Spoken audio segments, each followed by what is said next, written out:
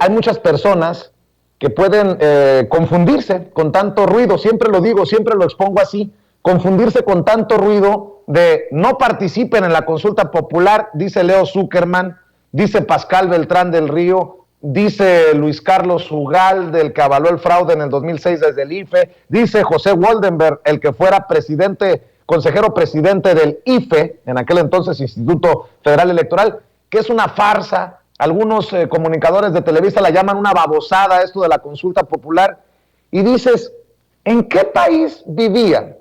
Porque hoy sabemos, por ejemplo, de acuerdo al diario El País, que el Bester Gordillo quería meter a la banca privada de Andorra $6 millones de la gran herencia que le dejó su mamá, que en paz descanse, profesora rural indígena en Chiapas, $6 millones a la banca de Andorra, en donde el abogado de los cerdos poderosos, el de Peña Nieto, Juan Collado, transfirió más de $100 millones.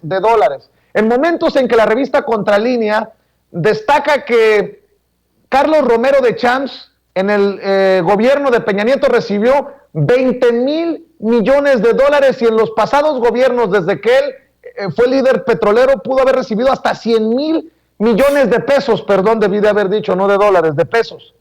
Oye, pues yo digo, ¿con qué cara dura estos personajes dicen, métanse por el arco del triunfo su coraje, su encabronamiento, y básicamente vayan a llorar y a patalear a otro lado? Porque así lo entiendo.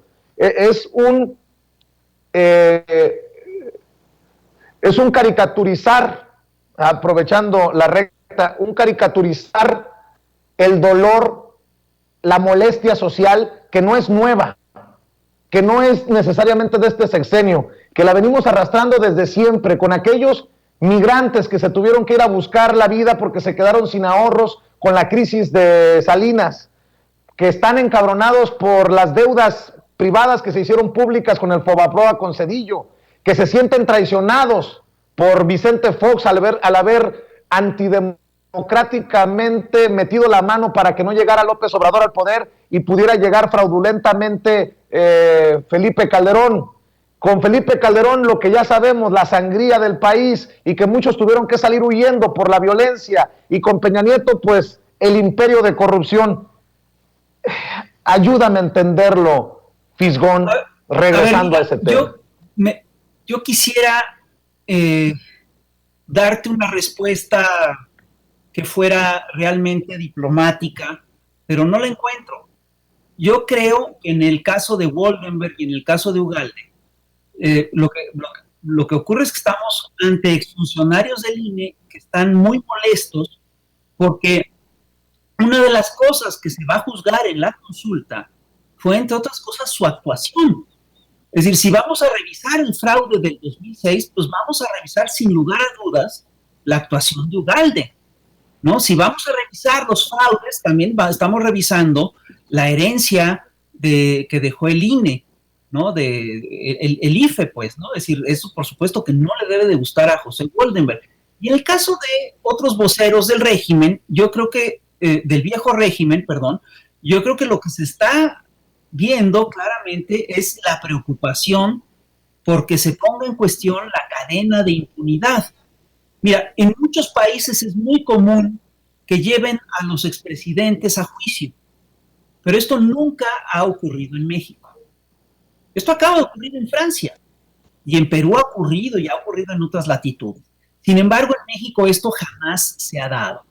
Y yo estoy convencido de que en muchos de estos casos, que además son casos muy fuertes y que lastimaron muchísimo a la sociedad mexicana, es decir, no tenemos ni siquiera la claridad de cómo se dieron estos fenómenos, ni siquiera sabemos qué es lo que ocurrió con precisión en muchos de los casos. Entonces yo sí estoy convencido de que para esclarecer las decisiones políticas es necesario revisar lo que ocurrió al más alto nivel, y para eso se necesita un juicio a los exmandatarios. Ahora, hay una cosa muy curiosa de todos estos actores que tú estás mencionando.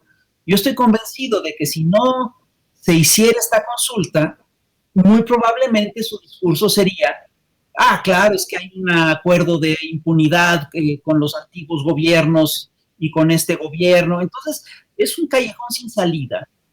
Y una de las pocas formas que tenemos los mexicanos en general de tratar de cortar con la lógica de la impunidad, con la maquinaria de la impunidad, es por lo menos llevar a juicio a estas gentes, ¿no? Es decir, que sientan que las acciones que tomaron en el poder pues, pueden tener consecuencias importantes.